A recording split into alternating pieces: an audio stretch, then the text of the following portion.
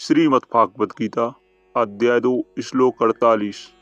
पूर्व श्लोक में कर्म करने की आज्ञा देने के बाद अब भगवान कर्म करते हुए सम रहने का प्रकार बताते हैं। इस श्लोक में भगवान कह रहे हैं, हे धनंजय, तू आसक्ति का त्याग करके सिद्धि असिद्धि में सम होकर योग में स्थित हुआ कर्मों को कर, क्योंकि समत्व ही योग कहा जाता है। अब इसको हम व्याख्या के हिसाब से जानेंगे। किसी भी कर्म में, किसी भी कर्म के फल में, किसी भी देश काल घटना पर स्थिति अंतकरण वही करण आदि प्राकृत वस्तु में तेरी आसक्ति ना हो, तभी तू निर्लिप्तता पूर्वक कर्म कर सकता है। अगर तू कर्म फल आदि किसी में भी चिपक जाएगा तो निर्लिप्तता कैसे रहेगी, और निर्लिप्तता रहे बिना वह कर्म मुक्तिदायक कैसे होगा? आसक्ति के त्याग का परिणाम क्या होगा? सिद्धि और असिद्धि में समता हो जाएगी। कर्म का पूरा होना अथवा ना होना सांसारिक दृष्टि से उसका फल अनुकूल होना अथवा प्रतिकूल होना, उस कर्म को करने से आदर निरादर प्रशंसा निंदा होना, अंतकरण की शुद्धि होना अथवा ना होना आदि आदि जो सिद्धि और असिद्धि है उसमें सम रहना चाहिए। कर्म योगी की इतनी समता अर्थात निष्काम भाव होना चाहिए कि कर्मों की पूर्ति हो चाहे ना हो, फल प्राप्ति हो चाहे ना हो, अपनी मुक्ति हो चाहे ना हो, मुझे तो केवल कर्तव्य कर्म करना है। साधक को असंगता का अनुभव ना हुआ हो, उसमें समता ना आई हो, तो भी उसका उद्देश्य असंग होने का, सम होने का ही हो। जो बात उद्देश्य में आ जाती है वही अंत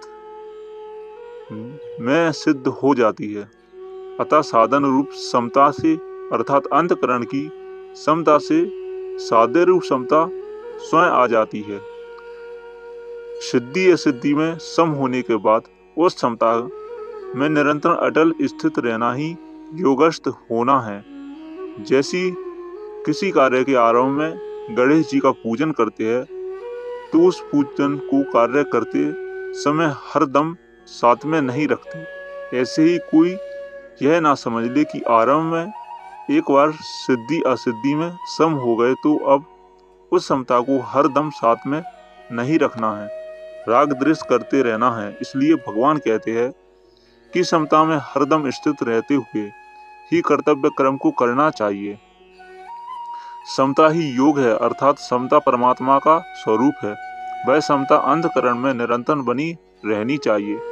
आगे 5वें अध्याय के 29वें श्लोक में भगवान कहेंगे कि जिनका मन समता में स्थित हो गया है, उन लोगों ने जीवित अवस्था में ही संसार को जीत लिया है, क्योंकि ब्रह्म निर्दोष और सम है, अतः उनकी स्थिति ब्रह्म में ही है। समता का नाम योग है, यह योग की परिभाषा है। इसी को आगे 6ठे अध्याय के 23वें श्लोक में कहेंगे कि दुखों के संयोग का जिसमें वियोग है उसका नाम योग है। ये दोनों परिभाषा वास्तव में एक ही है। जैसे दांत की बीमारी में खुजली का सुख होता है और जलन का दुख होता है, पर ये दोनों ही बीमारी होने से दुख रूप है। ऐसे ही संसार के संबंध से होने वाला सुख और दुख दोनों ही वास्तव में दुख रूप है। ऐसे संसार से संबंध विच्छेद का नाम ही दुख संयोग वियोग है। अतः चाहे दुखों के संयोग का वियोग अर्थात सुख दुख से रहित होना कहे, चाहे सिद्धि असिद्धि में अर्थात सुख दुख में सम होना, एक ही बात है। इस श्लोक का तात्पर्य यह हुआ कि स्थूल सूक्ष्म और कारण शरीर से होने वाली मात्र क्रियाओं को केवल संसार की सेवा रूप से करना है, अपने लिए नहीं। ऐसा करने से ही समता आएगी। बुद्धि और समता संबंधी विशेष बात। बुद्धि दो तरह की होती है, अव्यवसायित्मिका और व्यवसायित्मिका, जिसमें सांसारिक सुख भोग आराम मान बढ़ाई आदि प्राप्त करने का ध्येय होता है। वह बुद्धि अव्यवसायित्मिका होती है, जिसमें समता की प्राप्ति करने का, अपना कल्याण करने का ही उद्देश्य रहता है। वह बुद्धि व्यवसायित्मिका होती है।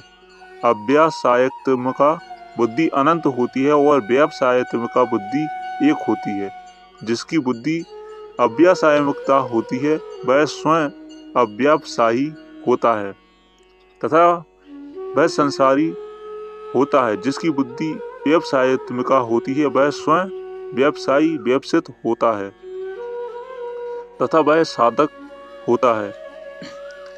समता भी दो तरह की होती है, साधन रूप समता और साध्य रूप समता। साधन रूप समता अंतःकरण की होती है और साध्य रूप समता परमात्मा स्वरूप की होती है। सिद्धि असिद्धि अनुकूलता प्रतिकूलता आदि में सम रहना अर्थात अंतःकरण में राग द्वेष न होना साधन रूप समता है, जिसका वर्णन गीता में अधिक हुआ है। इस साधन रूप समता से जिस स्वयं सिद्ध समता की प्राप्ति होती है वह साध्य रूप समता है, जिसका वर्णन इसी अध्याय के 53वें श्लोक में तदा युगम वासमस्यसि पदों से हुआ है। अब इन चारों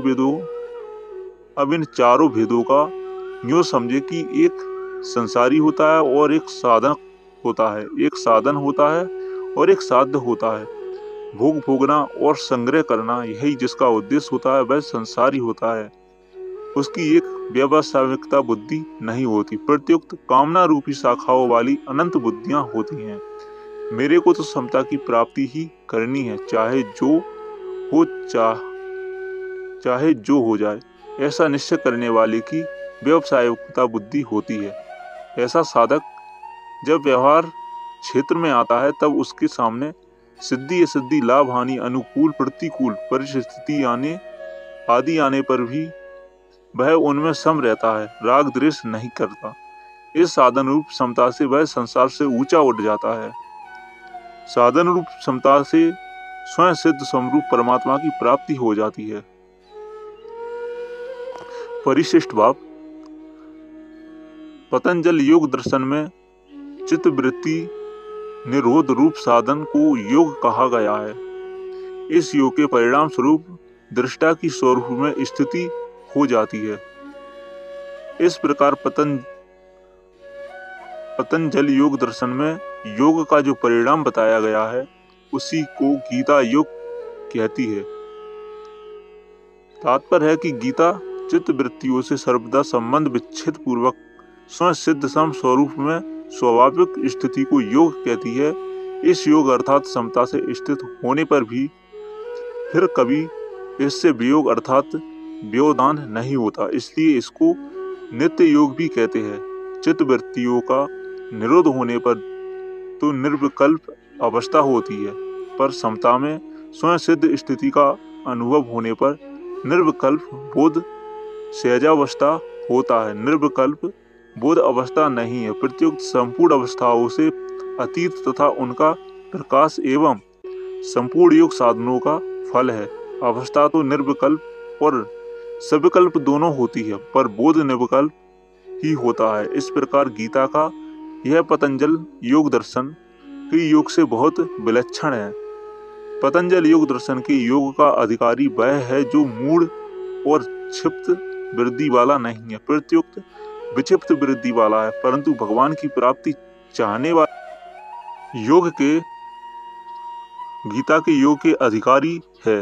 इतना ही नहीं, जो मनुष्य भोग और संग्रह को महत्व न देकर इस योग को ही महत्व देता है और इसको प्राप्त करना चाहता है, ऐसा योग का जिज्ञासु भी वेदों में वर्णित सकाम कर्मों का अतिक्रमण कर जाता है।